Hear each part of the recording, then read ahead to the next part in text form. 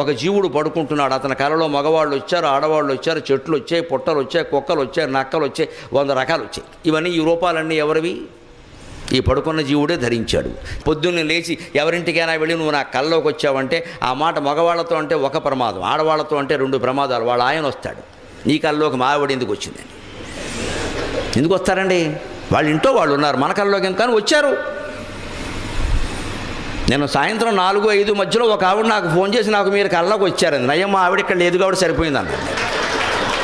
నేను మీ క్యాసెట్లు వింటూ పడుకున్నానండి, మీరు నా కళ్ళలోకి వచ్చారండి. ఫోన్లే అమ్మ ఇక్కడ మా ఆవిడ లేదు, నేను తణుకులో ఉన్నాను, నేను గొడవ లేదు. ఈ మాట ఆవిడ వింటే నాకు ఫుడ్ పోయేదన్నాను నేను. మీ కల్లోకి ఎవరు వచ్చినా, ఎవరి కల్లోకి ఎవరు వచ్చినా అవన్నీ పడుకున్న జీవుడు ధరించిన రూపాలు. వారెవరూ మన కల్లోకి రాలేదు. అందుకే కళల ఫలితాల గురించి ఆలోచించడం మూర్ఖత్వం, వెంటనే వదిలేయాలి. కళలు ఫలితాలను పుస్తకాలు రాయకూడదు, అవి మనం చదవకూడదు. తెల్లరకట్టు వస్తే ఓ ఫలితం, రాత్రి వస్తే ఓ ఫలితం, శుక్రవారం వస్తే, ఇవన్నీ గుడ్డి నమ్మకాలే.